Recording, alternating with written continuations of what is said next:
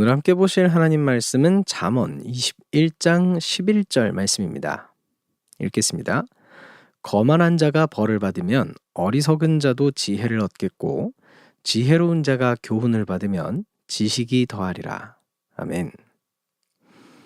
오늘 말씀은 처음 딱 읽으면 고개가 조금 갸웃갸웃하게 돼요. 오늘 말씀 보시면 세 종류의 사람이 나옵니다. 거만한 자, 어리석은 자, 지혜로운 자 이렇게 셋이 나오죠. 자, 여기서 먼저 퀴즈를 좀 한번 내보도록 하죠. 앞에 나오는 거만한 자와 어리석은 자 이렇게 둘이 있는데 이 둘은 같은 사람일까요? 다른 사람일까요? 이게 그러니까 기본적으로 두 교훈이 합쳐져서 한 문장을 만든 게 오늘 말씀이잖아요. 그래서 구도상으로 보자면 거만한 자와 어리석은 자가 같은 인물이어야 될 것 같이 보입니다. 그런데요, 다른 인물인 것으로도 볼 수 있어요. 그래서 이게 한 사람일까? 두 사람일까? 요거를 좀 갸웃갸웃하게 되는 것 같더라고요. 어 같은 인물인 경우에는 해석이 굉장히 쉬워집니다. 그냥 이 사람이 벌을 받고 '아 내가 벌을 받았으니까 스스로의 어리석음을 깨달았다.' 뭐 요 정도의 이야기가 되겠죠. 그런데 요걸 다른 인물로 본다면 이 둘이 다른 사람이라고 보게 된다면 요런 그림을 그려 볼 수 있습니다.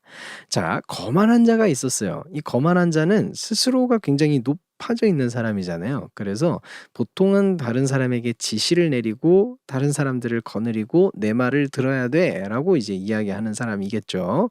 자, 그러면 이 사람에게는 좀 뭐라 그래야 될까? 리더십처럼 보이는 무언가가 있을 거고 다른 사람들이 요 밑으로 이제 모여드는 그런 게 있을 거예요. 그래서 이 사람에게는 뭔가 권위가 있다든지 아니면 위세가 있다든지 하게 될 겁니다. 자, 그런데 그 밑에 모여든 사람들도 우리가 생각해 볼 수 있어요. 자, 이 사람들은 거만한 자의 밑에서 이 사람의 위세를 빌어 사는 사람들입니다. 사실 이 기반 자체가 거만함이기 때문에 오늘 말씀의 표현처럼 어리석은 자들이라고 표현할 수 있을 겁니다.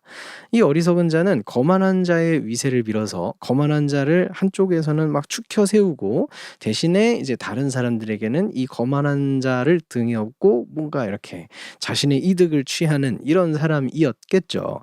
그런데 어느 날 거만한 자가 벌을 받은 거예요. 당연히 이유는 이 사람의 거만함 때문일 겁니다. 평소에 거만하게 막 행동하고 막 스스로를 높이고 막 이러고 있다 보니까 이제 이것 때문에 화를 당하게 되는 거죠. 벌을 받게 되는 거죠. 자, 그렇게 되었을 때 이 거만한 자가 벌을 받게 되는 모습을 보면서 이 어리석은 자가 생각을 하게 되는 겁니다. 지금까지 내가 등에 업고 있었던 이 사람조차도 내가 그렇게 높게 보았었던 이 사람조차도 벌을 받는구나.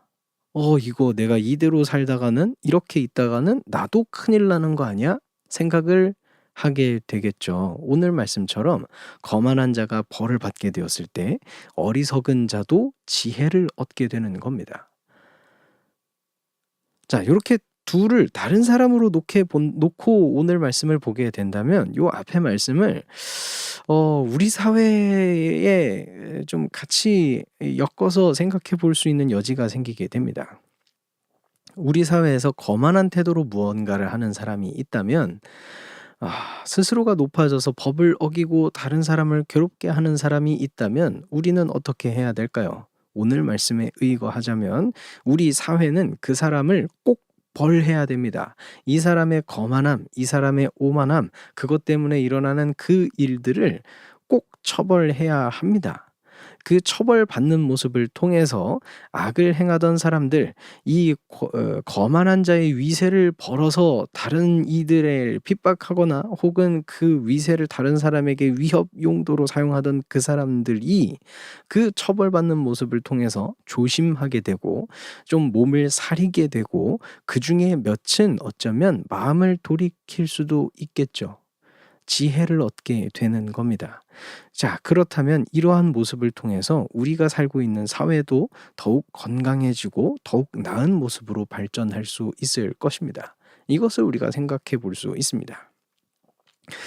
여기서만 마무리하기에는 하반절이 또 남아 있죠. 하반절을 또 볼 건데 하반절을 좀 읽어 보면 "지혜로운 자가 교훈을 받으면 지식이 더 이렇게 해진다." 이렇게 기록하고 있습니다. 여기서 지혜로운 자가 교훈을 받는다고 나와 있잖아요. 그래서 요 교훈을 그냥 뭐 '새로운 것을 알게 됐다. 가르침을 받았다.' 정도로 보실 수도 있겠지만 이게 두 문장이 합쳐진 거잖아요. 그래서 앞의 맥락을 좀 따라가 볼 수가 있습니다. 거만한 자가 벌을 받았어요. 그러면 여기에서 나오는 지혜로운 자가 교훈을 받은 것도 일종의 훈계를 받은 것으로 생각해 볼 수 있습니다. 지적을 받은 거예요. 뭐 실수를 했을 수도 있고 뭔가 잘못 착각을 했을 수도 있고 뭐 그런 거겠죠. 그런데 그것 때문에 지적을 받은 거예요. "너도 이거 잘못한 거 아니냐?" 하면서 말입니다.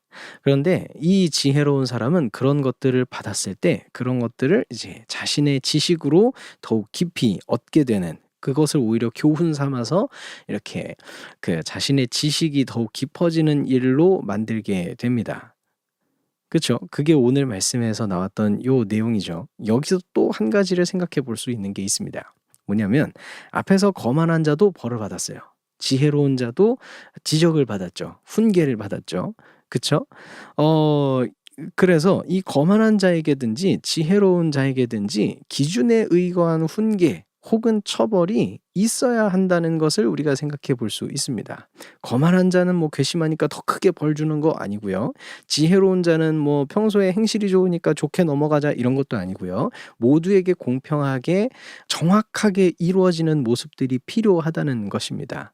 근거에 따른 어떤 법적인 혹은 실제적인 처벌 이런 것들이 동일하게 주어져야 한다는 것이죠. 왜냐하면 거만한 자에게 주어진 벌이든 지혜로운 자에게 주어진 훈계든 그 모든 것들이 좋은 결과를 가지고 오기 때문입니다.